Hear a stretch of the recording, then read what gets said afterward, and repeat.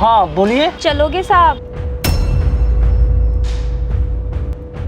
कितने पैसे लोगी? साहब जो आप देंगे वो मैं ले लूँगी।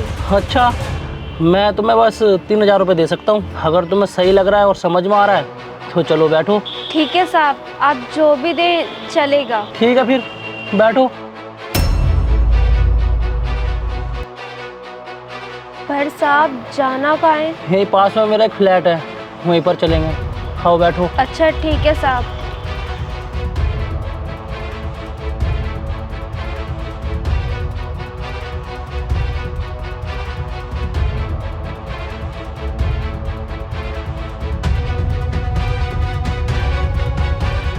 तुमने अभी तक चुन्नी नहीं हटाई? जी बस वो मैं हटाने ही वाली थी। अरे कोई बात नहीं, तुम खड़ी क्यों होगी? बैठ जाओ, बाद में हटा देना।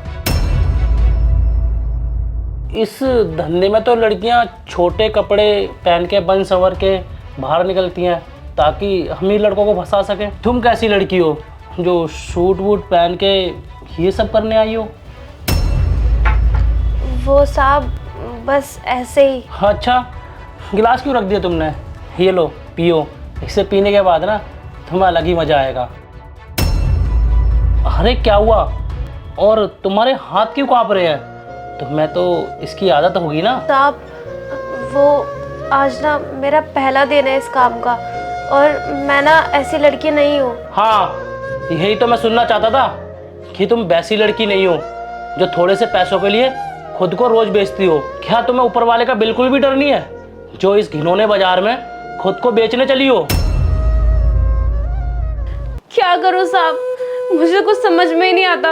ऊपर वाले ने मरना हराम कर रखा है और लोगों ने जीना। क्या मतलब है तुम्हारा, और तुम क्या बोलना चाहती हो? मैं कुछ नहीं बताना चाहती साहब, आप बस अपना काम करिए और मुझे मेरे पैसे दे दीजिए। देखो, मैं अपना काम भी करूँगा और तुम्हें तुम्हारे पैसे भी दूंगा, लेकिन उससे पहले ना तुम्हें अपने बारे में ना मुझे बताना पड़ेगा। साहब आप अपना काम करो और मुझे मेरे पैसे दे दो, मेरा टाइम मत खराब करो। अरे ऐसी कौन सी मजबूरी आ गई है जो तुम्हें इतना गंदा काम करना पड़ रहा है? पहले ना तुम अपनी मजबूरी बताओ, फिर तुम्हें ना मैं पैसे भी दूंगा। क्या बताऊं साहब, मेरे पति इस दुनिया में नहीं है और मेरे 2 छोटे छोटे बच्चे हैं और आपको तो पता ही है कि कितनी महंगाई हो रही है इस दुनिया में, और एक अकेली औरत अपना घर कैसे चलाएगी इतनी महंगाई में? तो साहब आप ही बताइए ना, घर का किराया, बिजली का बिल, बच्चों की पढ़ाई का खर्चा और उनके खाने पीने का, मैं इतने सारे पैसे कहाँ से लाऊंगी? साहब अगर घर का किराया टाइम पे ना दूं तो मकान मालिक बुरी नजर से देखता है, और अगर बाहर काम करने जाऊं तो ये दुनिया नहीं जीने देती। ऊपर से अपने 2 छोटे छोटे बच्चों को छोटी मोटी खाने पीने की चीजों के लिए तरसते हुए देखना किसी दर्द से कम नहीं होता। साहब इस महंगाई ने ना गरीब लोगों की तो कमर तोड़ के रखी हुई है, और मैं पैसे की मजबूरी की वजह से कई जगह काम करने भी गई थी, पर लोगों की गलत नजरों ने मेरा फायदा उठाने की कोशिश करी। साहब आपने सही कहा, मैं ये गंदा काम करने वाली लड़की नहीं हूँ, पर मैं क्या करूँ, मेरी मजबूरियां मुझे यहाँ तक घसीट लाई। प्लीज़ आप रोइए मत। आप जब उस टाइम मेरे सामने आई थी ना, तभी मैं पहचान गया था कि आप धंधा करने वाली लड़की नहीं हो, तुम एक अच्छे ख़ानदान की लड़की हो।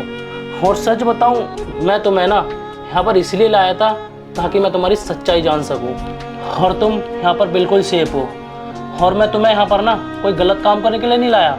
तो प्लीज़ तुम रो मत। और हाँ, आज से तुम्हें ना बिल्कुल भी टेंशन लेने की ज़रूरत नहीं है। तुम्हारे खर्चे और तुम्हारे बच्चों के खर्चे आज से मैं उठाऊंगा, लेकिन हाँ, तुम ये गलत काम बिल्कुल भी नहीं करोगी। पर साहब आप ये सब मेरे लिए क्यों कर रहे हो? एक्चुअली मेरी ना एक संस्था है जिसमें हम अनाथ बच्चों को और विधवा औरतों को ना काम सिखाते हैं और उन्हें वहाँ पर पनाह देते हैं, और हम उन लोगों को हिम्मत देते हैं ताकि वो लोग आगे बढ़ सके और स्वतंत्र जी सके और वो पैसे कमा सके। और हम तब तक उन लोगों का साथ देते हैं जब तक वो अपने पैरों पर खड़े ना हो जाए। बहुत बहुत धन्यवाद साहब आपका, आप बहुत अच्छे इंसान हो, और आज का दिन मेरा बहुत अच्छा है। मैं घर से तो निकली थी गलत काम करने के लिए, पर देखो आप मुझे मिल गए और आपने मुझे गलत काम करने से रोक लिया और सब सही हो गया।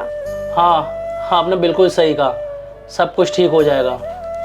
ये लो मेरा कार्ड, कल इस पते पर आ जाना, और तुम्हें ये सब करने की ज़रूरत नहीं है, कल से एक अच्छा काम करना, ठीक है?